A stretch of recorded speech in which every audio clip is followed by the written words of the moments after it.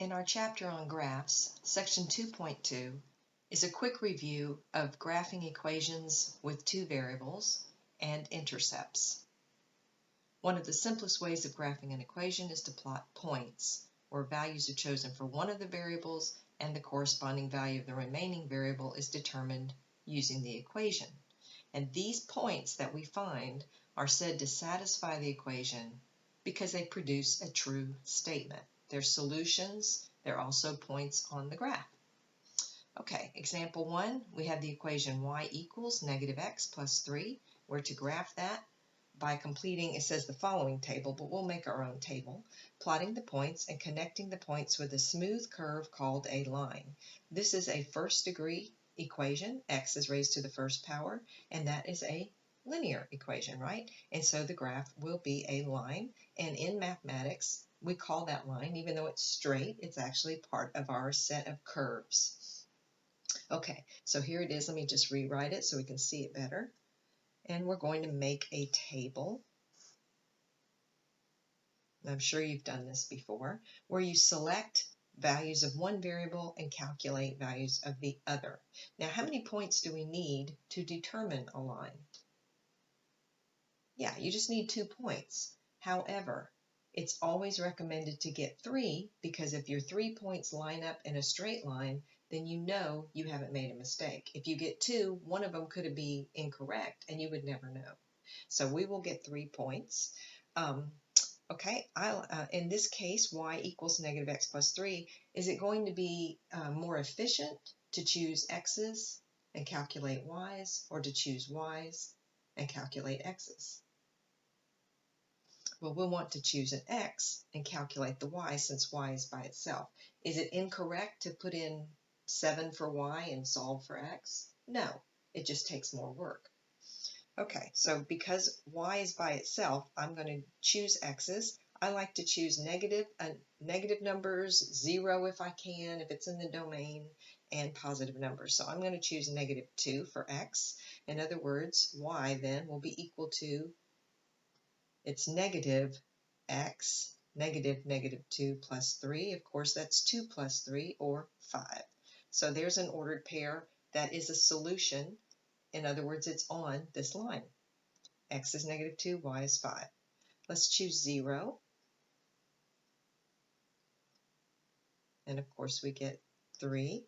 And now I want to choose, because I want a test point. I could plot my graph this way with just these 2 points. But I want to make sure that I haven't made an error. So I'm going to get one more point.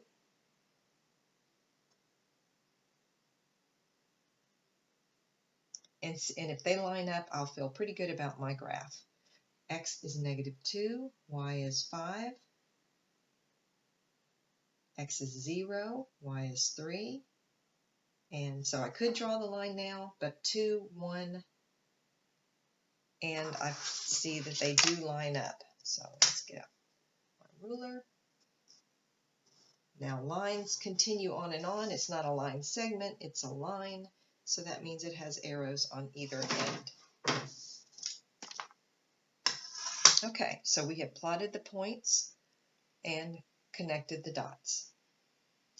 Let's do one more of those. This time we have a quadratic, x to the second, a second degree equation, y equals x squared plus 3, and we're to do the same thing. Make our table. Again, y is by itself, so it would be more efficient to choose x's. It would be a lot more work to choose a y and then solve for x. So that's how I'm making that decision about why I'm going to choose x and solve for y. The other decision is what points am I going to choose, and also how many do I need. Now for a quadratic, I hope you're thinking about what that's going to look like. It's going to be a smooth curve called a parabola, right? So how many points do I need to determine that? Well, it depends, and 2 is rarely enough. 2 to show that shape, that parabola shape, is not going to be enough. So we'll work with 3. If I still don't feel good about it, I'm going to get some more points. Again, I like to choose negatives, 0 if possible, and positives. So I'm going to start with negative 1. So y will be equal to negative 1 squared plus 3. Negative 1 squared is positive 1. so I get 4. If I put in 0, then y will be equal to 0 squared plus 3, or 3. And let's put in positive 1. Y equals 1 squared plus 3, and that's also 4. So let's see what we have so far. Negative 1, positive 1, 2, 3, 4, 0, 3, 1, 4. Now I see that U-shape forming, but I don't really think I can draw a very nice picture without going out a little bit further in either direction. So let's put in negative 2. Negative 2 squared would be positive 4. 4 plus 3 is 7. Negative 2, positive 1, 2, 3, 4, 5, 6, 7. Okay. And of course we know it's a symmetrical graph, so I could put in 2, but I know what's going to happen. I'm going to get 7 for that also, just like we did with negative 1 and 1. So now I have 5 points, and I think I can do a much nicer job of drawing this parabola.